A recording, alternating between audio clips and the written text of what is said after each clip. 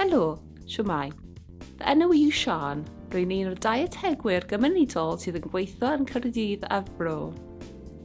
Dyma'r ail fideo yn ein gyfres sydd yn edrych ar rheoli eich pwysau.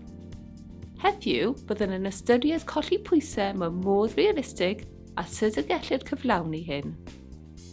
Mae pobl yn aml yn gofyn y cwestiwn faint o bwysau ddylwn ni fod yn ei golli bob wythnos, ac yna'n bod yn galed iawn arnynt eu hunan os nad ydyn yn cyrraedd y targedau hynny wythnos ar ôl wythnos. Nawr efallai y bydd gennych darged pwysau yn eich meddwl yr ydych am y gyrraedd. Pan byddwch chi'n meddwl am y targed hwn, ydych chi'n teimlo'n hyderus y gallwch ei gyrraedd? Os yw'n deimlo'n anghyraddadwy, mas o gafel chi, gall hyn effeithio ar eich cymhelliant. Mae pobl sy'n colli pwysau yn eich chael fwy ysgogol gosod targed pwysau tymor byr. A phan byddant yn cyrraedd y targed hwn, maent yn teimlo'n llwyddiannus ac mae hynny'n codi hyder.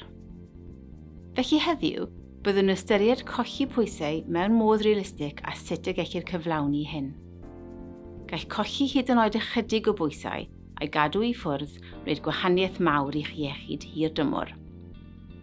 Dengys tystiolaeth er gall colli 5 i 10% o'r pwysau gynnig manteision iechyd gwirioneddol. Mae'n debyg eich bod wedi gweld mae'r cyfradd colli pwysau a argymhellir yw tua 1 i 2 pwys, hanner i 1 kilo wythnos. Fodd bynnag, nid yw yn cyrff yn gweithio i argymhellion ac efallai y gwelwch rai wythnosau y byddwch yn colli mwy, a rai wythnosau byddwch yn colli llai, neu hyd yn oed yn aros yr un fath. Cofiwch barhau, yr hyn yr ydych yn ei gyflawni yn y tymor hir sy'n bwysig. Dydych chi ddim ar eich pen eich hun yn hyn. Mwyn cyflawni'r targed colli pwysau o 1 i 2 pwys, awgrymir eich bod yn lleihau eich caloriau gan tua 500 y dydd. Felly gallai hyn olygu lleihau rhyw gymaint ar eich dognau os ydych chi'n gwybod ei bod ychydig yn fawr, neu leihau rai bwydydd sy'n uchel mewn braster y siwgr os ydych chi'n gwybod eich bod yn bwyta llawer yr ein. Ac yna, ceisiwch ychwanegu rhywfaint o symudiad i losgu rhywfaint o caloriau o fewn eich gallu eich hun wrth gwrs. Felly yn hytrach na dim ond lleihau eich bwyd a theimlo nad ydych chi'n cael digon, gallwch leihau ychydig o fwyd a chynyddu eich symudiad rhyw gymaint i cael y ddiffyg cyffredinol hwn o 500 o galoriau. Mae'n dibynnu beth sy'n gweithio i chi.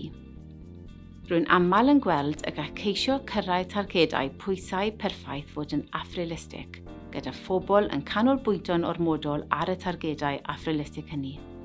Bydd pobl yn dweud wrthaf, os na allai cyflawni'r targed pwysau hwn beth yw'r pwynt. Ond edrychwch ar y hyn y gallwch fod yn colli allan arno, a fallai y byddwch yn cyflawni eich targed pwysau derbyniol, a ddim hyd yn oed yn dathlu hynny.